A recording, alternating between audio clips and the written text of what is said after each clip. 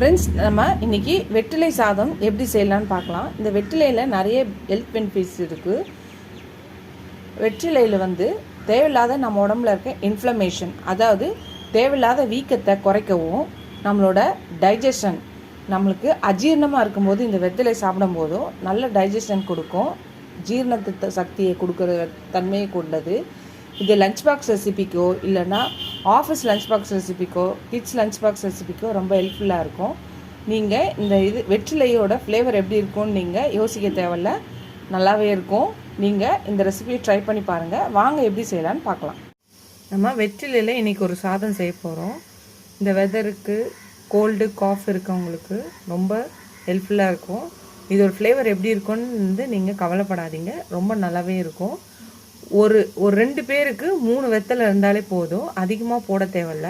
வெத்தலையை நல்லா கழுவி காம்பை கட் பண்ணிவிட்டு இதை நல்லா குட்டி குட்டியாக இந்த மாதிரி கட் பண்ணி எடுத்து வச்சுக்கலாம்.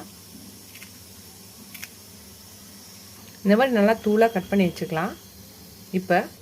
இப்போ ஒரு கடாயோ சட்டியோ பேனோ எதுனாலும் எடுத்துக்கலாம். இப்போ அதில் 1 டேபிள் ஸ்பூன் உளுந்து, 1 டேபிள் ஸ்பூன் வேர்க்கடலை, 1 ஸ்பூன் எள்ளு, 1 ஸ்பூன் பைத்தம்பருப்பு அதாவது சிறுபருப்பு, 1/2 ஸ்பூன் மிளகு, கொஞ்சம் வெத்தலை, கொஞ்சம் கருவேப்பிலை.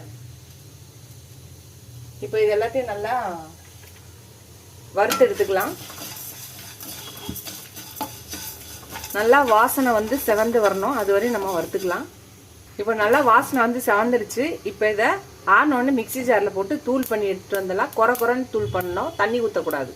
இப்போ நம்ம தூள் பண்ணி எடுத்துகிட்டு வந்தாச்சு. இப்போ தாளிக்கலாம். ஒரு பேன் வச்சுக்கலாம், எண்ணெய் ஊற்றிக்கலாம்.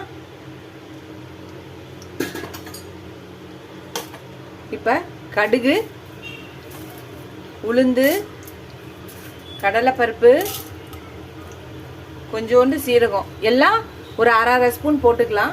எல்லாம் 1/2 ஸ்பூன் போட்டாச்சு. இப்போ பொடியாக நறுக்குன்னா ஒரு 5 பல்லு பூண்டு போட்டுக்கலாம். நல்லா கட் பண்ணி வச்சுருக்க காஞ்ச மிளகாவை போட்டுக்கலாம். ஒரு 2 காஞ்ச மிளகாவை நான் பொடியாக கட் பண்ணி வச்சுருக்கேன், அதையும் போட்டுக்கலாம். கொஞ்சம் கருவேப்பிலை போட்டுக்கலாம். இப்போ அதையும் சேர்த்து வதக்கிக்கலாம். இப்போ வடித்து வச்சு ஆற வச்ச சாதத்தை போட்டுக்கலாம். இப்போ பொடி பண்ணி வச்சுருக்க நம்ம அந்த பொடியை போட்டுக்கலாம். இப்போ கொஞ்சமாக நம்ம வெத்திலையை கட் பண்ணினதை போட்டுடலாம். இதுக்கு தேவையான சால்ட் போட்டுக்கலாம். இப்போ இது எல்லாத்தையும் நல்லா மிக்ஸ் பண்ணிக்கலாம்.